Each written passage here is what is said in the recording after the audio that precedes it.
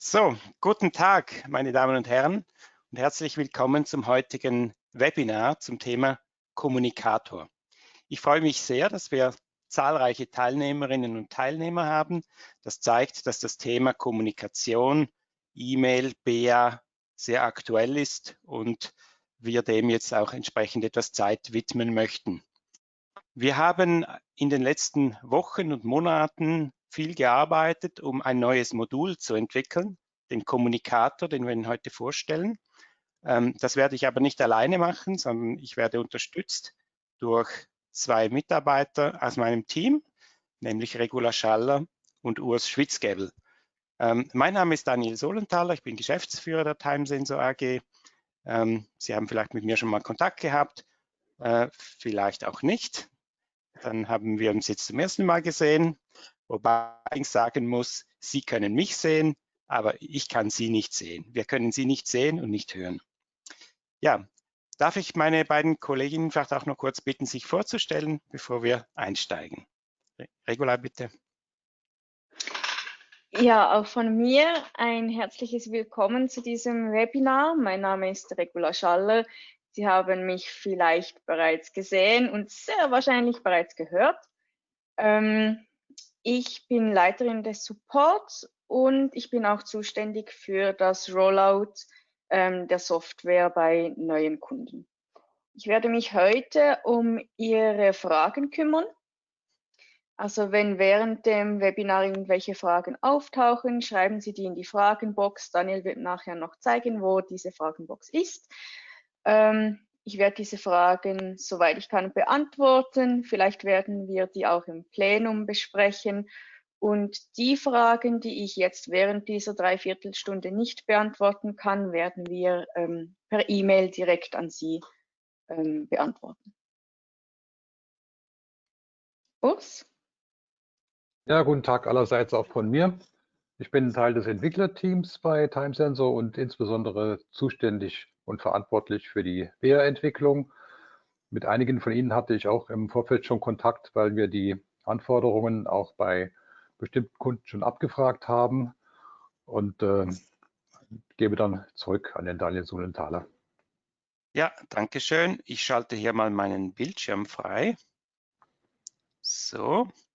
Wir sehen hier das Control Panel abgebildet. Sie müssten bei Ihnen so ein ähnliches Panel haben. Das ist das GoToWebinar Bedien-Panel.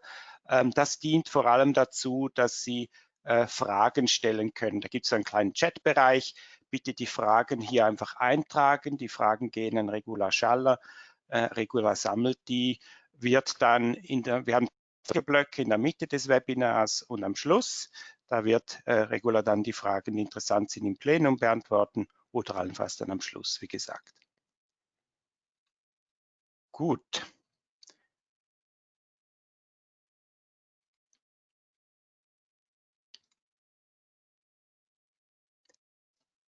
Wir schalten jetzt die Kameras aus. Dann haben wir ein bisschen mehr Platz und auch Bandbreite für die Übertragung. Wir sind ja auch alle im Homeoffice. Vielleicht geht es Ihnen aus aktuellem Anlass.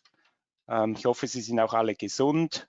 Das ist zum Glück auch in unserem Team so. Wir hatten noch keine Krankheitsfälle zu beklagen. Ich hoffe, dass das bei Ihnen auch so ist und auch so bleibt. So, ich würde somit die Kameras mal ausschalten. So, und wir wenden uns hier nun der Präsentation zu. Ein paar wenige Folien. Im Zentrum stehen natürlich Live-Präsentationen. So. Ja, das ist der Inhalt des Webinars. Jede gute Idee startet mit einer Vision. Also was ist die Vision? Dann aus der Vision heraus leitet sich dann ein Konzept ab. Das Konzept wird umgesetzt und transformiert sich dann in Features. Und die Features möchten wir natürlich zeigen. Das ist ja sicher das, was Sie besonders interessiert. Das wäre dann der erste Teil des Webinars. Wir fokussieren zunächst auf die E-Mails, dann kommen Fragen und Antworten, dann gehen wir über zum BEA, dann die Live-Präsentation zum BEA, Zeitplan und nochmals Fragen.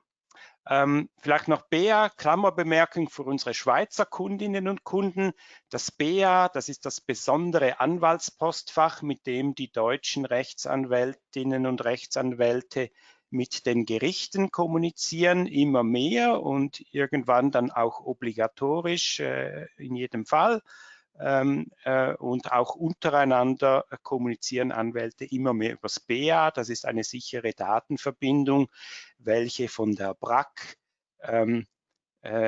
aufgebaut wurde in Zusammenarbeit mit IT-Partnern. In der Schweiz gibt es das noch nicht. Wir sind in der Schweiz im Hintertreffen diesbezüglich. Allerdings hat auch der Bundesrat kürzlich in die Vernehmlassung gegeben, ein neues Gesetz zu Justitia 4.0. Und da geht es um genau das gleiche Thema, nämlich die sichere Kommunikation über eine Plattform. Das heißt, das, was Sie sehen hier im BEA, das wird auch auf Schweizer Anwältinnen und Anwälte zukommen. Ja, zur Vision. Was ist die Vision? Die Ablage von Nachrichten, elektronischen Nachrichten, ist immer noch ein Schmerzpunkt. Vielleicht können Sie bestätigen in Ihrer täglichen Praxis. Es ist eine unglaubliche E-Mail-Flut, die täglich auf uns einprasselt.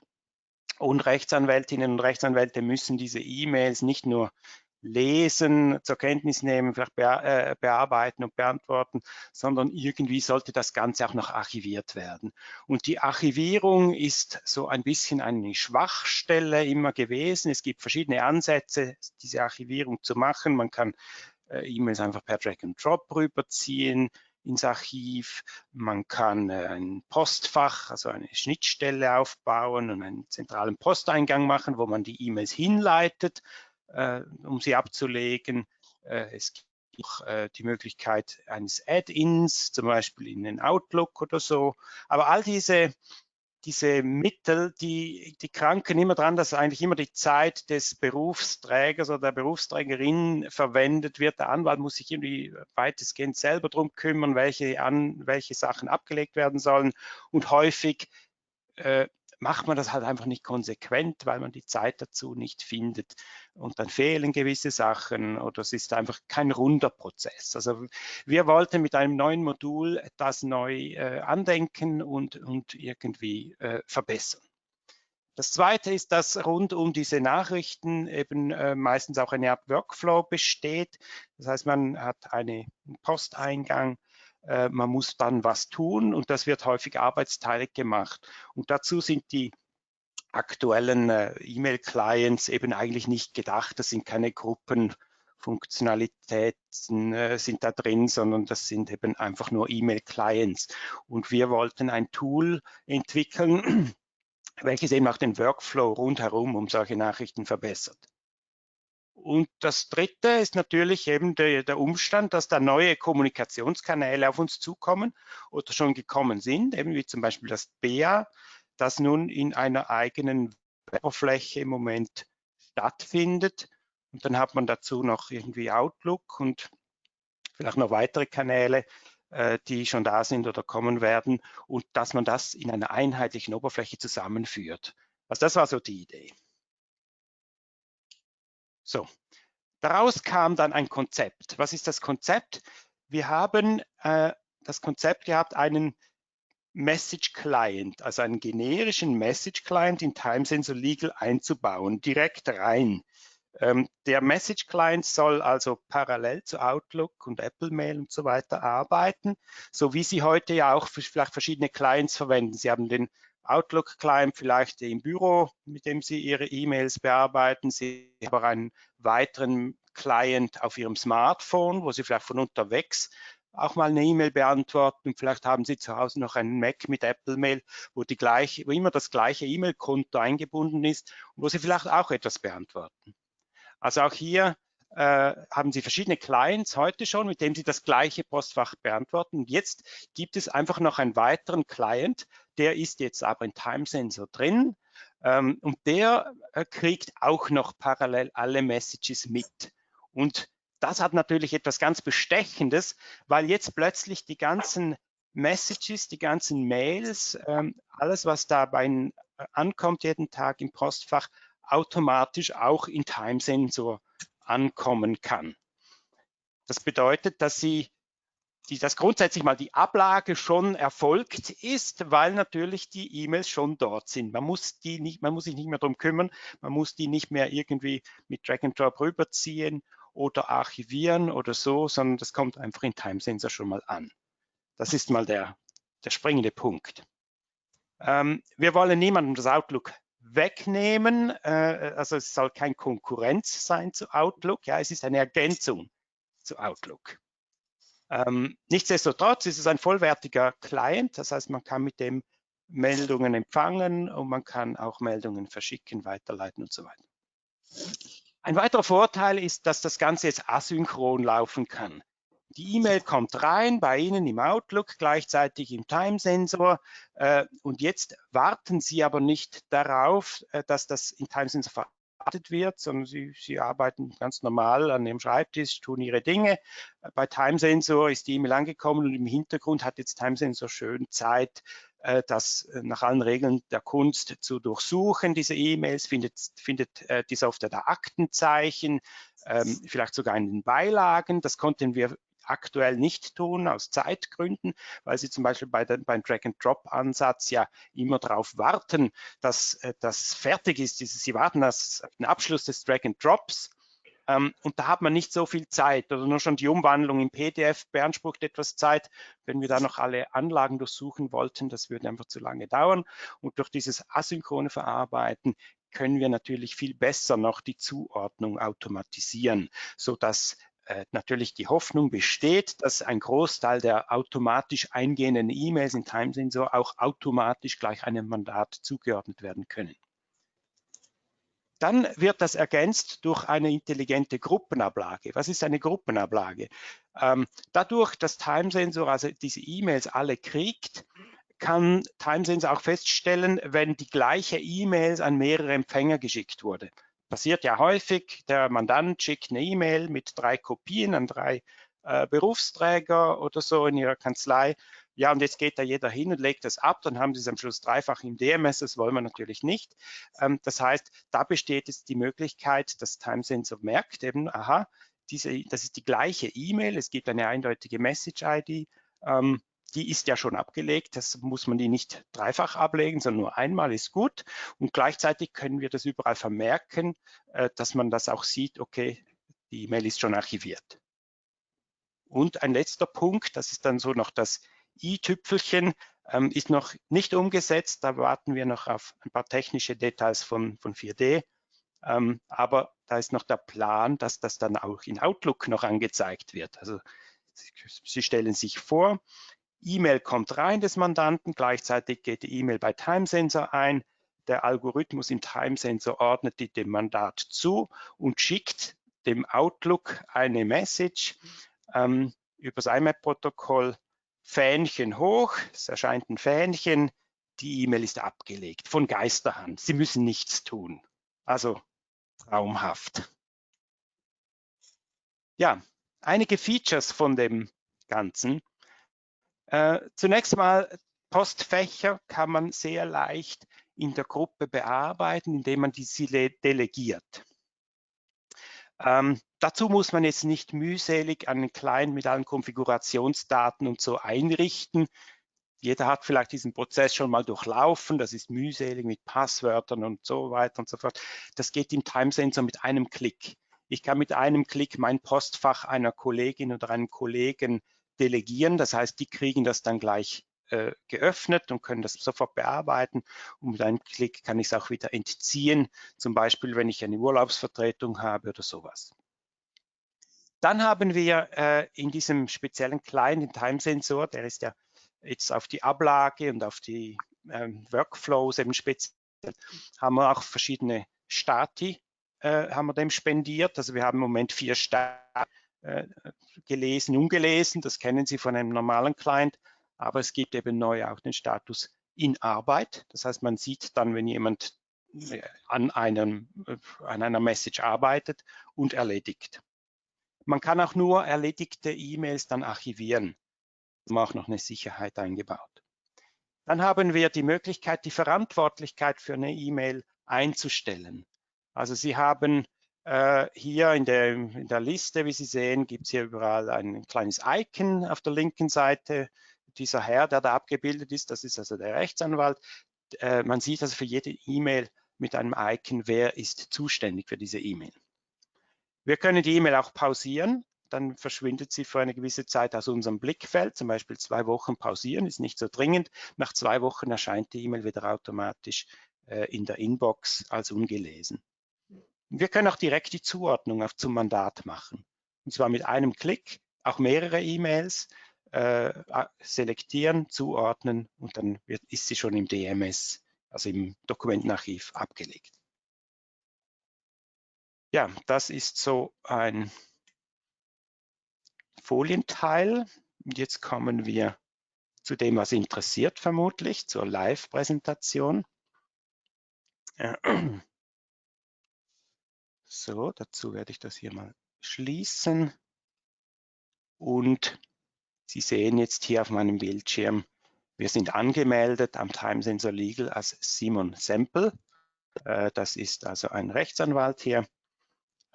Und der hat in seinem persönlichen Arbeitsbereich die bekannten Tools, Mandatsmappen, Dokumente, Fristen und so weiter. Ja, wie kommt jetzt der Kommunikator ins Spiel? Zunächst müssen wir natürlich in den Einstellungen, da gehe ich jetzt hin, in den Parametern und der Kommunikation die verschiedenen Konten einrichten. Also hier gibt es die Möglichkeit, mit Plus eine beliebige Anzahl von Konten dazuzufügen. Das können POP3-Konten sein, IMAP-Konten oder BA-Konten.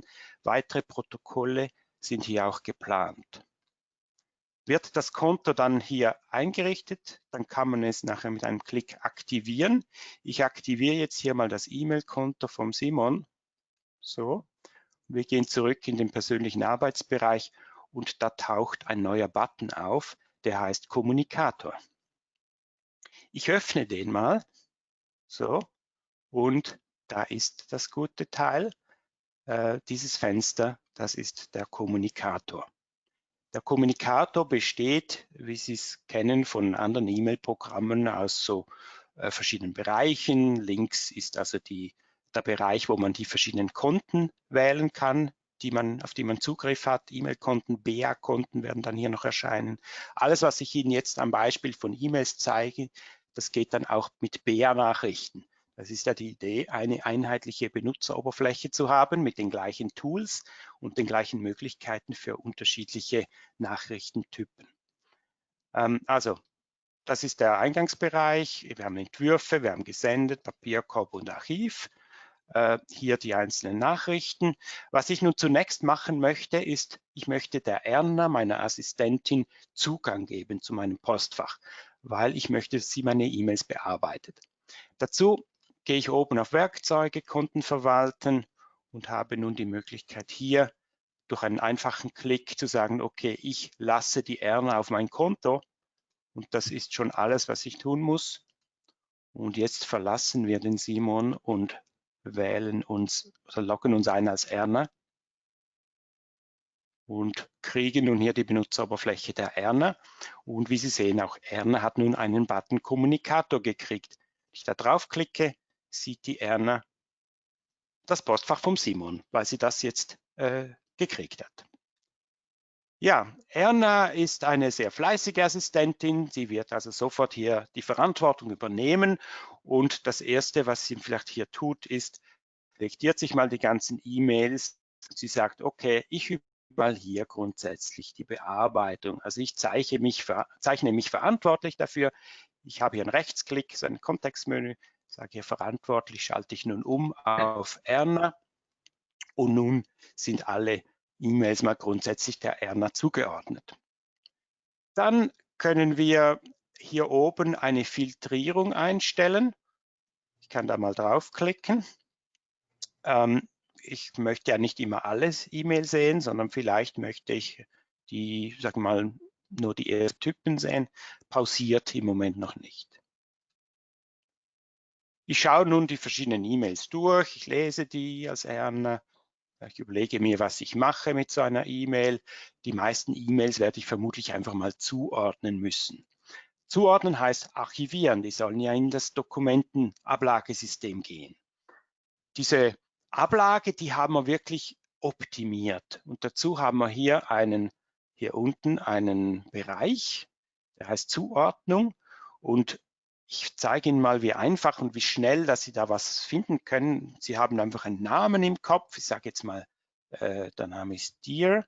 Also einfach durch Tippen ein paar Buchstaben wird unten direkt die entsprechende Anzahl von Möglichkeiten eingeschränkt, bis ich den richtigen gefunden habe. Enter und fertig. Nächste E-Mail. Hier weiß ich vielleicht die Mandatsnummer. Also einfach eine Nummer eingeben, 025, gefunden, abgelegt. Ich kann auch mehrere nehmen. Sie sehen im Hintergrund, da wird fleißig gearbeitet, also da werden PDFs generiert, die werden ins Dokumentensystem abgelegt. Ich mache diesen Kreis wieder weg. Und das wird automatisch gemacht. Ich kann auch mehrere E-Mails entsprechend anwählen und per Rechtsklick, das ist eine Alternative, hier die Zuordnung einstellen. Da habe ich das bekannte Menü, das Sie vielleicht von anderer Stelle her schon kennen. Hier kann ich dann auch direkt sagen, zum Beispiel, das gehört zu diesem Mandat. Auch jetzt werden wieder für diese beiden E-Mails PDFs erzeugt, abgelegt. Der grüne Balken zeigt einfach, das ist schon alles archiviert und beim roten ist es noch nicht archiviert. Dann haben wir hier eine E-Mail, bei der ist sich die Erna jetzt nicht sicher, was sie tun soll. Sie weiß vielleicht, zu wem sie gehört. Sagen wir mal, gehen wir mal nach unten, ob wir da ein schönes Mandat finden. Missbräuchliche Kündigung, das gehört zu dem. Und zwar zu diesem Archivregister. Vielleicht habe ich auch noch ein Schlagwort, das ich hier ablegen möchte. Aber ich weiß noch nicht, ob es da was zu tun gibt. Vielleicht es gibt eine Rückfrage an den Simon. Also was mache ich da zunächst? Ich würde zunächst vielleicht die Zuordnung hier, die Verantwortlichkeit jetzt wieder zurückgeben an den Simon. Dann sehen wir hier, okay, der Simon ist jetzt hier zuständig für die E-Mail und ich kann auch, wenn ich möchte, hier direkt im Bereich Konversation noch so ein kleines Frage- und Antwortspiel starten. Das ist eine Art Chat, den man zur E-Mail hinzu machen kann. Also zum Beispiel frage ich da, was möchtest du hier antworten? So. Wir sehen dann gleich auf der Seite vom Simon wieder, wie sich das dann anfühlt. Hier vielleicht bei den Filtern, was ich auch noch tun könnte, ich könnte natürlich auch nur meine Nachrichten anzeigen, dann geht die Nachricht auch gleich weg, dann habe ich nur also als Erna nur meine Nachrichten hier im Blick. Ja, ich kann natürlich auch es hier weiter bearbeiten und weiterleiten ohne weiteres, wenn ich schon gerade dran bin und das opportun ist. Ich könnte das auch aus Outlook machen natürlich, aber ich kann es auch von hier.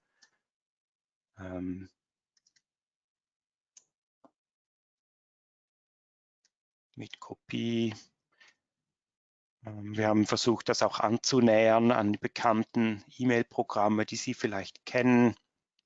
Ich kann da auch Beilagen dazu fügen und dann sende ich das los. So. Und dann ist das vielleicht, das will ich vielleicht gar nicht ablegen, aber ich markiere das mal als erledigt. Dann kriegt das so ein grünes Quadrat. Vielleicht auch erledigt hier oben, die werde ich auch gleich markieren als erledigt.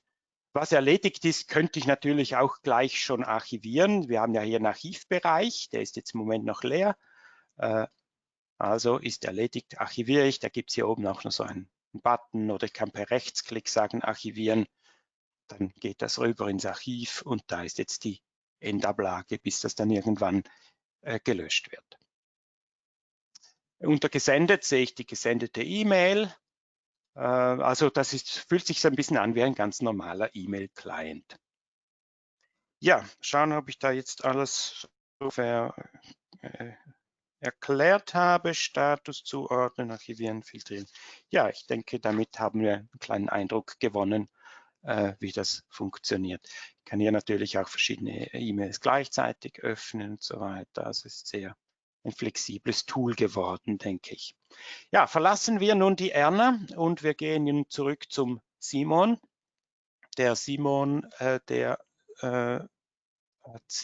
meldet sich hier wieder an und der geht hier in seinen Kommunikator rein, auf seinen Eingangsbereich, stellt jetzt natürlich auch einen Filter ein. Der möchte ja nicht alle sehen, sondern der möchte natürlich nur seine Nachrichten sehen und vielleicht nur die, die irgendwie aktuell sind. So sieht er sich das an und jetzt sieht das für ihn schon viel besser aus. Jetzt sieht er nämlich nur noch die Nachrichten, wo er was tun muss.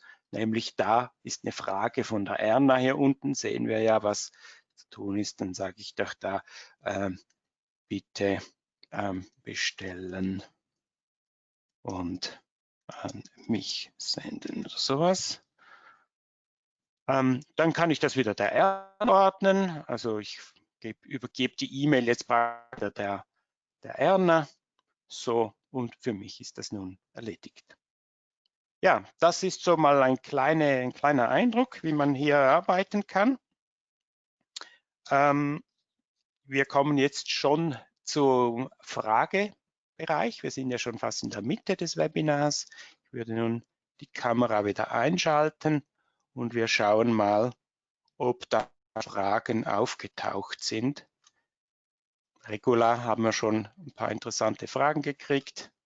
Wie sieht das aus? Ja, es gibt Fragen. Eine Frage, die von mehreren Teilnehmern gestellt worden ist, wie behandelt der Kommunikator denn verschlüsselte und vertrauliche E-Mails?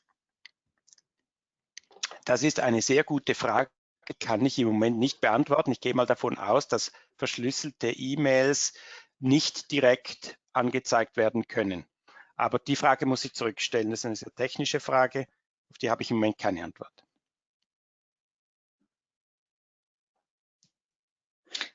Okay. Eine andere Frage, die eingegangen ist, ist, wenn man mehrere Postfächer hat, zum Beispiel wenn man in der Assistenz arbeitet und man hat die Zugriff auf die Postfächer von mehreren Anwälten und Anwältinnen, wie sieht die Aufteilung dann auch aus? Sieht man alle E-Mails oder sieht man die Postfächer? Wie sind die eingeteilt? Man sieht die E-Mail-Post, also die Postfächer gleichen Typs, die werden untereinander dargestellt.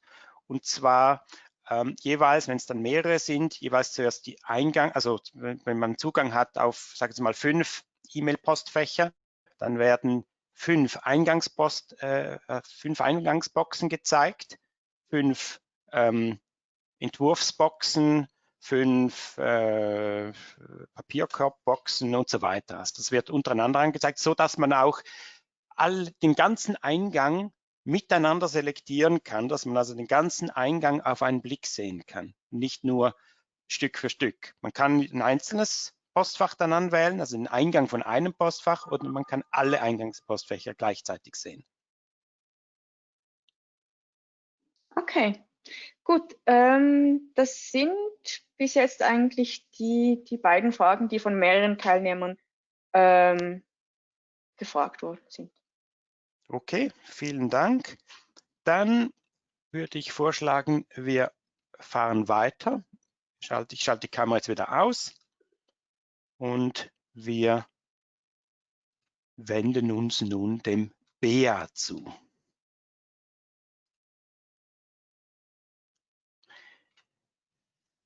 Also die BEA, unser BEA-Tool oder die BEA-Komponente in diesem Communicator basiert auf der KSW-Schnittstelle. Das ist die Kanzleisoftware-Schnittstelle, welche von der BRAC bereitgestellt wurde. Diese Schnittstelle ist Java-basiert und sie erlaubt uns, Cross-Plattform sozusagen da die Nachrichten runterzuholen und zu versenden. Das heißt, das läuft unter Windows und unter macOS in gleicher Weise. Ja, diese Schnittstelle verwenden wir mit allen Vor- und Nachteilen, die diese Schnittstelle hat. Da kommen wir dann noch drauf.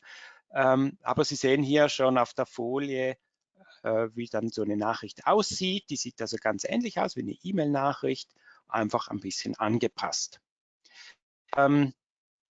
Damit das funktioniert, muss im Time-Sensor drin dann für die Benutzer die jeweilige Safe-ID und ein Softwarezertifikat mit Passwort gespeichert werden. Das wird natürlich gespeichert und mit Hilfe dieses Zertifikats kann dann Time-Sensor die entsprechenden Sachen tun. Es gibt ja unterschiedliche Zertifikate, die Berufsträger haben ein Zertifikat, mit dem sie auch signieren können. Und dann gibt es andere Zertifikate, die dann mehr dazu da sind, Sachen abzurufen oder zu versenden. Die Nachrichten werden wie bei E-Mail grundsätzlich im Hintergrund abgerufen und automatisch dann in diesem Communicator angezeigt, wie jede E-Mail-Nachricht halt auch. Das heißt, der ganze Workflow, die ganzen Tools, die ich Ihnen gezeigt habe, zuordnen zu Anwälten, pausieren, den Status setzen und so weiter, archivieren, das alles ist in gleicher Weise möglich. Dazu sind aber weitere Möglichkeiten da, wie BA-Nachrichten signieren und versenden und so weiter, also alles, was BA-spezifisch ist. Ein kleiner Disclaimer zum BA. BA hat relativ eine lange Leidensgeschichte hinter sich, das wissen Sie vermutlich. Und die Schnittstelle ist noch alles andere als perfekt. Das heißt, wir arbeiten da mit dem, was möglich ist. Es ist allerdings auch Hoffnung in Sicht, dass sich das noch verbessert. Die BRAC hat ja den Anbieter gewechselt, das haben Sie vielleicht mitbekommen, von, glaube ich, Atos war das, zu Wesrock. Und der neue Anbieter, der hat hier auch schon Verbesserungsvorschläge, neu 18.12. Also da wird wirklich dran gearbeitet, da noch Verbesserungen anzubringen. Nichtsdestotrotz, wir starten jetzt mal oder wir haben jetzt mal mit dem gestartet, was da ist, und im Rahmen dessen, was möglich ist, ist diese Schnittstelle jetzt aufgebaut. Und dazu möchte ich nun den zweiten Teil der Live-Präsentation starten. So. Zurück zu unserem Simon. Was wir als nächstes machen, ist, wir schalten noch das BA rein. Dazu gehe ich wieder in die Einstellungen, in die Parameter unter Kommunikation und setze hier einfach noch das Häklein beim BA-Postfach. So. Und damit taucht das Postfach auch im Kommunikator auf. Hier ist nun ein neues Postfach erschienen. Das ist jetzt hier noch leer. Damit das funktioniert, wie gesagt, hier noch ein kleiner Blick in die Benutzerverwaltung. Da ist natürlich jetzt ausgebaut worden. Da gibt es einen neuen Tab BA und an der Stelle wird halt Safe-ID, Passwort und Zertifikatsdatei hinterlegt. Nun mache ich vielleicht ich möchte zunächst ein einfaches Beispiel machen und übergebe dann gerne meinem Kollegen Urs Schwitzgäbel, der sich ja sehr intensiv befasst hat mit dem Thema. Ich möchte nun starten, einfach indem ich da eine neue BA-Nachricht anlege. Sie sehen, da kommt eine Maske, die sieht etwa aus wie eine E-Mail-Maske. Gleich einfach kann ich da eine Adresse wählen. Ich tippe einfach einen Buchstaben. Dann kommen aus der Datenbank halt alle Adressen, die verfügbar sind, wo eine Safe-ID hinterlegt ist. Sie können ja die Safe-ID, ich weiß nicht, ist Ihnen das überhaupt bewusst? Die Safe-ID kann man ja im Stammblatt hinterlegen. Hier des Längeren schon das Feld Safe-ID. Da kann man die Safe-ID eintragen und dann erscheint die dann auch entsprechend in der Suchmaske. So, wir haben jetzt hier den Robert Kürten, also den kann ich jetzt hier einfach so wählen. So, dann wird er ausgewählt. Oder wenn ich jetzt die Safe-ID nicht habe, dann habe ich hier die Möglichkeit, direkt die Datenbank abzufragen. Das ist jetzt eine direkte Verbindung zu BRAC, zum System, zum BA-System. So. Dann kriege ich hier die Antwort zurück vom BEA-System und wähle hier halt meinen Anwalt so aus. Ich schreibe noch einen kleinen Betreff. Das ist Testnachricht von 12:52 Uhr. Nachrichtentyp, das kennen Sie, die Justizbehörde, Aachen, Amtsgericht und so weiter. Ich kann hier natürlich auch die Zuordnung dann machen zum Mandat. Ich kann Beilagen dazu tun. Ich schicke jetzt aber einfach mal diese Nachricht los. Es wird die Verbindung aufgebaut zum BEA-System und der Herr Kürten kriegt jetzt diese Nachricht direkt von Timesensor aus erstellt und versandt. Ich glaube, da sehen Sie schon eine große Zeitersparnis, auch wenn jetzt natürlich die Antwortzeiten vom BEA-System immer noch etwas suboptimal sind, aber schneller als sich einzuloggen über die Web-Oberfläche ist es natürlich allemal. Richtig wird es natürlich, wenn Sie noch einen Schritt zurückgehen und nicht hier starten, sondern wenn Sie eigentlich direkt in den Mandatsmappen starten, weil in der Regel ist ja der Workflow so, dass Sie irgendwo hier in der Mandatsmappe, Sie haben einen Entwurf, dann gibt es da ein Dokument, ich habe hier einen Schriftsatz mit 2 Anhängen und jetzt kann man natürlich von hier aus auch, das haben wir auch ausgebaut, per Rechtsklick kann ich jetzt sagen, ich möchte das senden mit Anlage. Und jetzt habe ich da mehrere Möglichkeiten. Früher konnte man das nur per E-Mail machen. Heute kann ich das per Mail mit dem Kommunikator senden, per BEA mit dem Kommunikator oder per Mail mit dem normalen externen Client, sprich Outlook oder Apple Mail. Ich wähle jetzt hier mal BEA mit Kommunikator und jetzt öffnet sich hier das BEA-Versandfenster. Wir sehen hier, die Dokumente sind auch schon übernommen worden. Schriftsatz, Anhang und so weiter. Und jetzt kann ich das wieder dem Herrn Kürten entsprechend zusenden. Also sehr schnell. Ich glaube, hier sieht man eine große Zeitersparnis. Jetzt, ich bin nicht der Spezialist hier beim BEA, sondern das möchte ich jetzt eigentlich unserem Urs Schwitzgäbel überlassen. Und ich bitte Urs jetzt zu übernehmen. Ich werde dich jetzt, Urs, auch gleich als Moderator ernennen. Hier. So.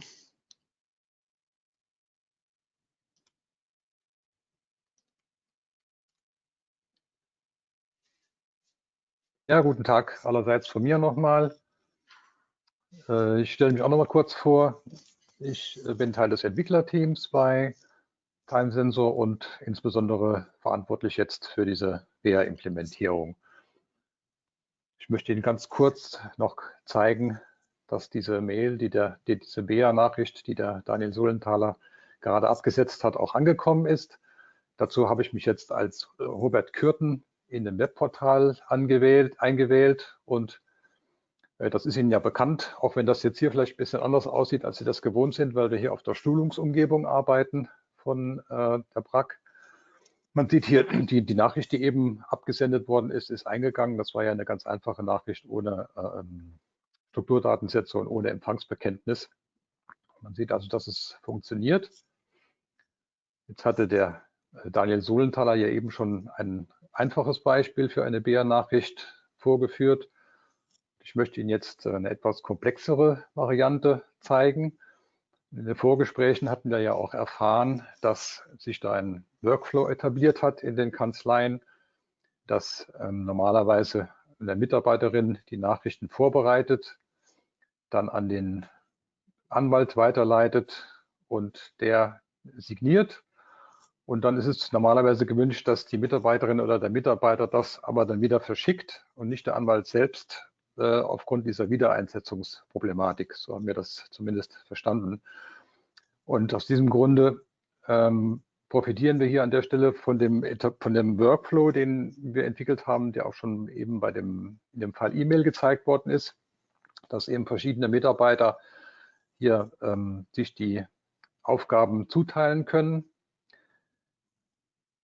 Und ich werde jetzt mal zeigen, ich logge mich noch mal kurz aus. In dem Beispielfall ist es jetzt so, dass auch wieder die Erna Emsig eine Mitarbeiterin wäre, die die BEA-Nachrichten vorbereitet. Sie würde dann an der Stelle auch starten, direkt in der Mandatsmappe. Ich würde dort sagen, ich möchte diesen Schriftsatz versenden über Beer mit Kommunikator, wie es der Daniel Solenthaler eben schon demonstriert hat. Dann sehen Sie hier die Maske, die den Daniel eben auch schon gezeigt hat. Was hier noch erwähnenswert ist, dass Sie die Maske größer und kleiner ziehen können, so wie es Ihnen beliebt, wie es Ihnen passt. Wir haben auch erfahren, dass zum Teil mit sehr viel Anhängen gearbeitet werden muss. Aus diesem Grunde kann man den unteren Bereich dann hier auch dynamisch verkleinern und vergrößern, damit man nicht die Übersicht verliert. Was jetzt hier schon vorbereitet worden ist, dadurch, dass wir direkt im Mandat gestartet haben, ist, dass die Aktenzeichen schon vorbefüllt sind aus dem Mandat heraus und der Schriftsatz ist schon mit übergeben worden. Hier muss man dann, wenn man nur eine Datei übergibt, weiß TimeSensor noch nicht, ob es jetzt der Schriftsatz war oder ein Anhang. Hier muss man das als Schriftsatz noch markieren. Dann würde ich jetzt hier mal in meinem Fall davon ausgehen, dass hier noch weitere Anlagen zu sortieren sind, die ich auf der Festplatte liegen habe. Die kann ich hier bequem per Drag and Drop hineinziehen. Würde dann auch hier wieder den Empfänger auswählen. Das ist jetzt hier auch nochmal der Robert Kürten. Das könnte aber natürlich genauso gut ein Gericht sein. Das kennen Sie ja, oder eine Behörde, indem Sie hier in diesem Suchdialog entweder nach dem Gericht suchen oder Sie haben das Gericht, die Behörde bereits unter Ihren Adressen gespeichert. Dann können Sie da eben bequem über diese Schnellsuche arbeiten, so wie ich das jetzt hier gezeigt habe. Es kommen dann passende Suchvorschläge. Dann haben Sie sich den Umweg über die BEA-Suche gespart. Sie würden hier dann die entsprechende Justizbehörde eingeben, beziehungsweise die wird ja, wenn man ein Gericht ausgewählt hat, dann automatisch eingetragen. Wir würden jetzt hier den komplexeren Fall durchspielen mit einem Empfangsbekenntnis und einem Strukturdatensatz. Geben hier noch das Aktenzeichen des Empfängers ein. Aktenzeichen dann der Robert Kürten. Hier kann man ein bisschen Beispieltext für den Nachrichten-Body einstellen. Jetzt wäre es, also hätte die Erna Emsig hätte jetzt diese Nachricht soweit vorbereitet, dass jetzt als nächstes zu signieren wäre, was sie nicht selbst tut, sondern sie möchte ja den Anwalt signieren lassen, beziehungsweise er darf ja auch nur signieren. Er hat ja diese spezielle Karte mit der qualifizierten elektronischen Signatur drauf.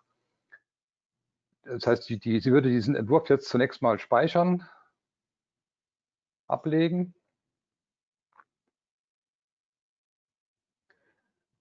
Steht jetzt im Moment noch auf der Erna Emsig. Sie würde jetzt sagen, ich möchte, dass jetzt der Simon Sample informiert wird darüber, dass er am Zug ist, dass er signieren soll. Würde hier die Verantwortlichkeit zum Simon Sample weiterreichen.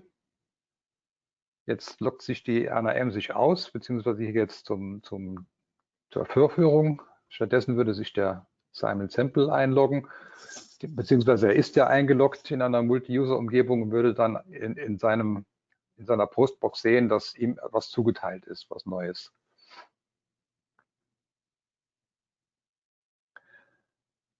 Ja, wie man sieht, hat TimeSensor jetzt automatisch hier schon einen Strukturdatensatz erzeugt, diese xjustiz-Nachricht.xml, weil wir ja hier auch angegeben hatten, dass wir einen Strukturdatensatz benötigen. Und jetzt wäre eben der Anwalt selbst am Zug, um zu signieren. Das kann ich Ihnen jetzt gerade nicht demonstrieren, weil mir keine Anwaltskarte vorliegt. Wir haben aber was vorbereitet, wie das eben aussehen würde, wenn schon signiert ist. Das Signieren selbst geschieht auf die gleiche Art und Weise, wie Sie das gewohnt sind aus dem Webportal. Also Sie nehmen Ihr Kartelesegerät zur Hand, das ist an den Rechner angeschlossen am Arbeitsplatz und die Karte wird angesteuert. Sie geben Ihren PIN-Code ein mit der Signaturkarte des Anwalts und können dann signieren. Den Schritt haben wir jetzt hier übersprungen. Hier wäre das also schon erfolgt. Sie sehen dann hier, dass der Anhang signiert ist. die Signaturdatei dazu ist auch erzeugt worden. Und Sie können, der Anwalt hätte seinen Part jetzt erledigt, er würde vielleicht noch mal drüber schauen, ob alles in Ordnung ist, würde das dann wieder speichern und einer weiteren Mitarbeiter zurückzuweisen, die dann eben die Nachricht versenden soll. Das könnte der gleiche Mitarbeiter, die gleiche Mitarbeiterin sein, die die Nachricht vorbereitet hat, oder eine andere. Hier gibt es dann auch wieder die Möglichkeit zu sagen, ich gebe das jetzt zurück an die Erna Emsig. Jetzt müssen wir uns kurz ausloggen und wieder die Erna Emsig anmelden.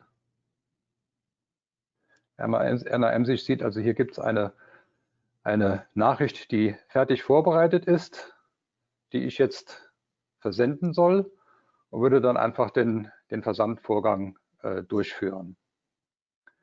Danach wird die Nachricht wandert in die Gesendet-Box, und alle Ablagemöglichkeiten, die Sie üblicherweise von der E-Mail her kennen, die bestehen auch in dem BEA-Kontext. Soweit also das Vorbereiten, das Versenden einer BEA-Nachricht. Schauen wir noch kurz hier in die Eingangsbox. Hier haben wir 2 Eingänge vorbereitet. Das wäre dann der Robert Kürten wieder. In dem Fall käme die Nachricht von dem Robert Kürten, die er zum Beispiel über das Webportal erstellt hat, weil er in seiner Anwaltssoftware noch keinen BEA hat. Und hier haben wir zum Beispiel einen Fall vorbereitet, wo dann eben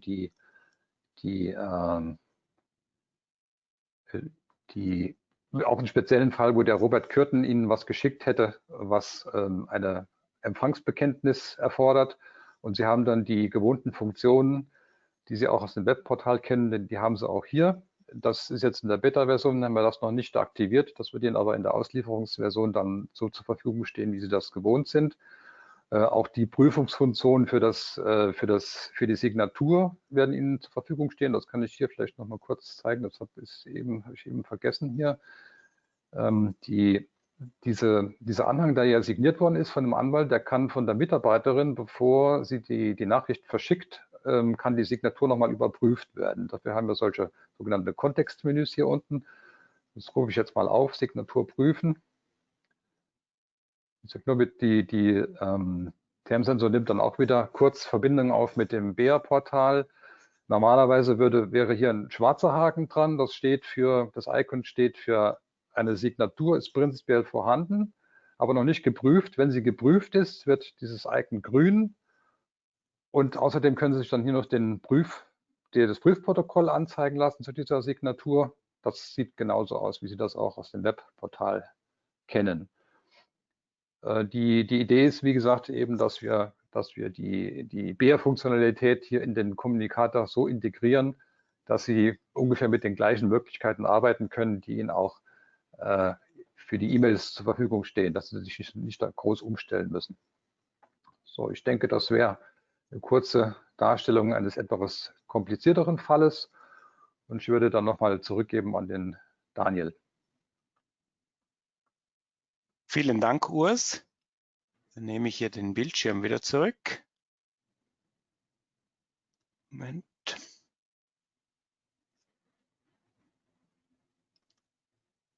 So.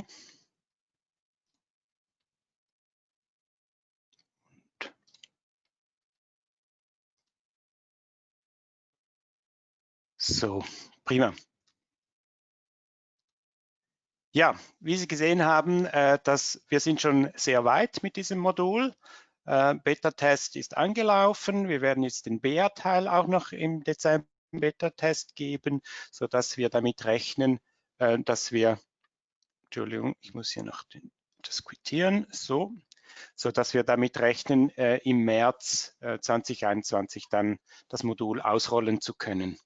Das Preismodell wird Software as a Service sein. Das ist ja ohnehin so ein bisschen der Trend der Branche und bietet sich natürlich besonders an für diese Art von Produkt, weil diese Schnittstellen, die sind ja permanent im Fluss, müssen permanent gepflegt und nachgezogen werden. Das heißt, das ist schon mehr ein Service als ein Produkt, das man einmal kauft und dann sich nicht mehr verändert. Ja, damit sind wir am Ende unserer Präsentation. Wir sind sehr glücklich, dass wir hier mit diesem Modul so weit gekommen sind und überzeugt, dass dieses Ihnen wirklich einen großen Mehrwert bringt und hilft Ihnen wirklich Zeit zu sparen bei der E-Mail-Ablage oder bei der BEA, beim Umgang mit BEA. Gerne bitten wir Sie auch darum, im Anschluss an dieses Webinar dann noch ein paar Fragen zu beantworten. Da gibt es Fragen zum Webinar selber. Hat Ihnen das gefallen oder nicht? Oder einfach, da können Sie Ihre Feedbacks angeben und gerne auch natürlich zu dem, was Sie gesehen haben, inhaltlich zu diesem Modul.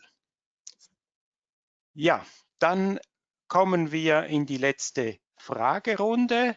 Ich würde also die Webkamera wieder einschalten. Und wenn ich hier meinen Cursor finde, jawohl, so, wunderbar. Regula, wie sieht es aus? Sind noch weitere Fragen eingetroffen? Ja, es gab noch Fragen zum BA, und zwar wäre eine Frage, ob die Safe-IDs von den Gerichten, ob die bereits im BA-Modul implementiert sind. Das ist auch eine gute Frage. Nach unserem Kenntnisstand noch nicht, weil wir die Daten schlicht noch nicht haben. Wir haben ja die Orts- und Gerichtsdaten, die vom Bundesland Baden-Württemberg gepflegt wurden. Wir haben dort mal angefragt, ob wir die dort bekommen könnten.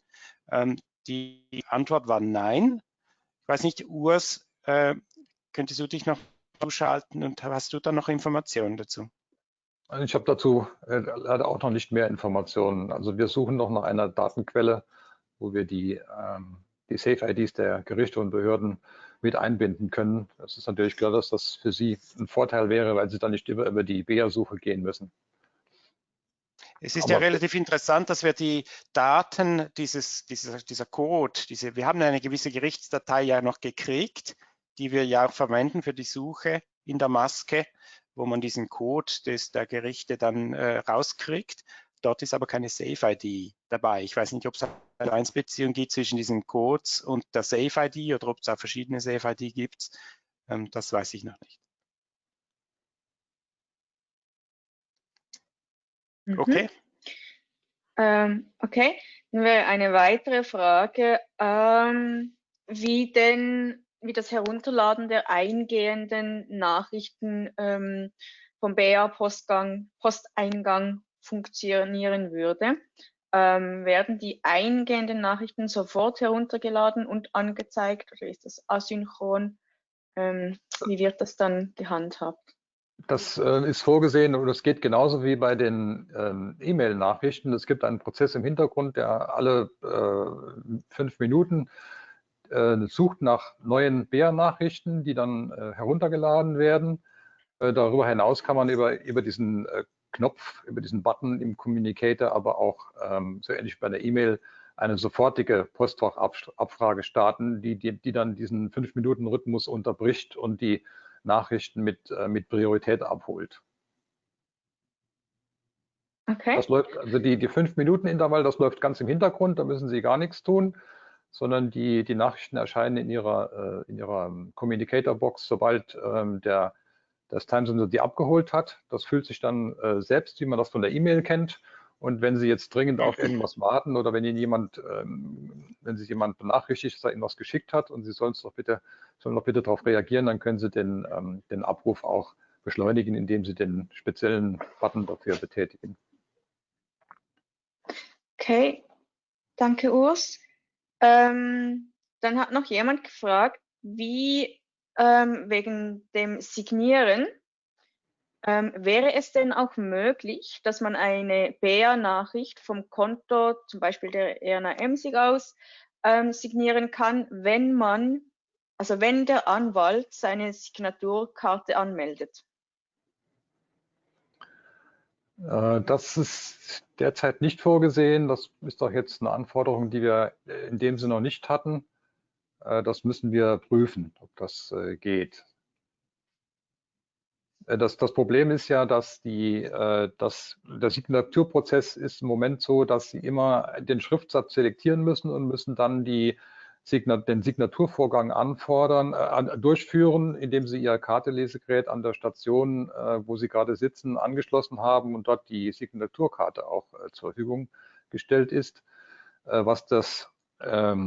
Was die KSW-Schnittstelle noch nicht kann, und deshalb können wir es auch noch nicht, ist diese Funktion der Stapelsignatur, dass man irgendwie, wie das genau in der Praxis dann aussehen könnte, wenn die Funktion bereitsteht, weiß ich jetzt nicht, aber da wäre es dann denkbar, dass man dann die Karte irgendwie einmal einschiebt und sagt, jetzt die kommenden Anlagen werden signiert. Dann wäre das denkbar. Aber in der ersten Auslieferungsversion wird das sicher nicht möglich sein, weil uns einfach die KSW-Funktion noch fehlt, weil die Prakti noch gar nicht zur Verfügung gestellt hat. Okay, danke. Prima. Sind wir durch? Darf ich vielleicht noch kurz sagen zu den Fragen? Es sind sehr viele, sehr spezifische BA-Fragen eingegangen. Wie gesagt, die ich jetzt nicht beantworten kann, ich habe sie gesehen, ich habe die Fragen bekommen. Ich muss da einfach noch genauere Abklärungen machen. Also Sie werden Antworten von uns erhalten. Prima, wunderbar. Dann herzlichen Dank an Sie, liebe Teilnehmerinnen und Teilnehmer. Es hat uns sehr gefreut, dass Sie heute dabei waren, sich das angeguckt haben. Gerne, wie gesagt, kurzer Feedback nach dem Webinar, sind wir froh drum. Ich bedanke mich auch bei Regula Schaller und Urs Schwitzgebel für Ihre Teilnahme und Unterstützung. Wir haben eine ziemlich genaue Punktlandung, 1 Stunde, wunderbar. Genießen Sie Ihren Mittag, bleiben Sie gesund und hoffentlich bis bald einmal. Tschüss.